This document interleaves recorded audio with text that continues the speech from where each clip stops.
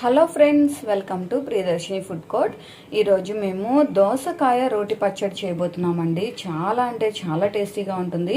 అసలు ఒక్కసారి మా ప్రాసెస్లో చేసి దీన్ని కానీ తిన్నారు అంటే దాన్ని ఇంకెప్పటికీ మర్చిపోలేరండి. ఆ రుచి అంత బాగుంటుంది. చాలా చాలా సింపుల్గా చేసుకోవచ్చు. డైలీ రోటి పచ్చడి లేకుండా ముద్ద తీగని చాలామంది ఉంటారు కదా, అలాంటి వాళ్ళకి ది బెస్ట్ రెసిపీ అండి ఇది. ఇక్కడ మేము ఒక దోసకాయ తీసుకున్నాము. దాన్ని పైన పీల్ చేసుకొని ఇలా చిన్న ముక్కలుగా కట్ చేసుకున్నాము. ఇది చేదుగా ఉందో లేదో చూడడం మాత్రం మర్చిపోకండి. 2 టొమాటోలు, ఒక ఆనియన్ కట్ చేసుకున్నాము. కొన్ని వెల్లుల్లి రెబ్బలు, చిన్న లెమన్ సైజ్ అంతా చింతపండు. స్టవ్ ఆన్ చేసుకొని ఒక ప్యాన్ పెట్టుకొని తగినంత ఆయిల్ వేసుకున్నాము. అందులో ఎండుమిర్చి వేసుకుంటున్నాము. మీరు తినే కారాన్ని బట్టి ఎండుమిర్చి అడ్జస్ట్ చేసి తీసుకోండి. ఇలా ఎండుమిర్చితో దోసకాయ రోటి పచ్చడి చేసుకున్నారంటే అసలు అద్భుతంగా ఉంటుందండి. 1 టేబుల్ స్పూన్ జీలకర్ర, 1 టేబుల్ స్పూన్ ధనియాలు,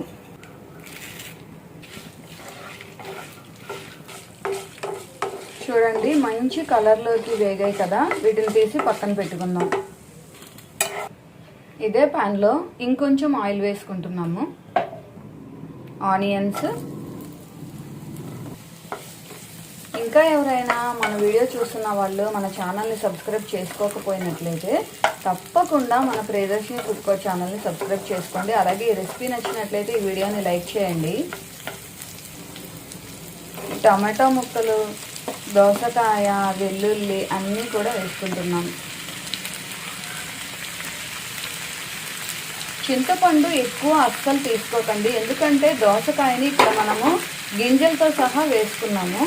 అందుకని అవి ఆల్రెడీ పుల్లగా ఉంటుంది కాబట్టి, టమాటోలో కూడా పులుపుదనం ఉంటుంది కాబట్టి టేస్ట్ కోసం కొంచెం వేసుకుంటే సరిపోతుంది. కరివేపాకు వేసుకున్నాం. కొంచెం పసుపు వేసుకున్నాం. ఇదంతా ఒకసారి బాగా కలుపుకోవాలి. చూడండి, చూస్తుంటే అసలు భలే కలర్ఫుల్గా ఉంది కదా, టేస్ట్ కూడా అంతే బాగుంటుందండి. మూత పెట్టి ఆయిల్లో మగ్గించుకుందాం. చూడండి, ఈ దోసకాయ, టమాటా ఇవన్నీ కూడా చక్కగా మగ్గాయి. ఇలా మగ్గితే సరిపోతుందండి. ఒకసారి ఇలా కలుపుకొని స్టవ్ ఆఫ్ చేసి దీన్ని చల్లారనిద్దాము. మనం ముందుగా వేయించి పక్కన పెట్టుకున్న ఈ ఎండుమిర్చి ఇంకా తగినంత ఉప్పు వేసి మూత పెట్టుకొని దీన్ని మెత్తగా మిక్సీ పట్టుకుందాం. ఎండుమిర్చి అంతా కూడా ఇలా మెత్తగా మిక్సీ పట్టుకున్న తర్వాత ఈ దోసకాయ, టమాటా ఇవన్నీ కూడా ఇందులో వేసి మరీ మెత్తగా కాకుండా కొంచెం బరకగా మిక్సీ పట్టుకోండి. ఫ్రెష్గా ఉన్న కొత్తిమీరని వేసి ఒక్కసారి జస్ట్ ఒక పల్స్ ఇచ్చుకోండి. ఇప్పుడు మీకు సాల్ట్ చెక్ చేసుకొని సరిపోకపోతే యాడ్ చేసుకోండి. స్టవ్ ఆన్ చేసుకొని ప్యాన్ పెట్టుకొని తాలింపు వేయడానికి తగినంత ఆయిల్ వేసుకుంటున్నాము. దంచిన వెల్లుల్లి, ఎండుమిర్చి వేసుకుంటున్నాం.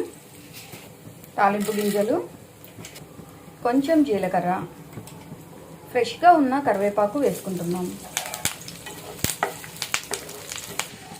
తాలింపు వేగింది, స్టవ్ ఆఫ్ చేసుకుందాం. ఈ తాలింపుని మనం ముందుగా రెడీ చేసుకున్న ఈ రోటి పచ్చడిలో వేసుకుంటున్నామండి.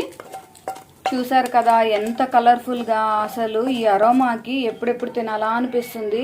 టేస్ట్ మాత్రం అద్భుతంగా ఉందండి. మనం వేసుకున్న ఆ కారం, ఉప్పు అన్నీ పర్ఫెక్ట్గా సరిపోయి కారంగా పుల్లగా చాలా బాగుందండి.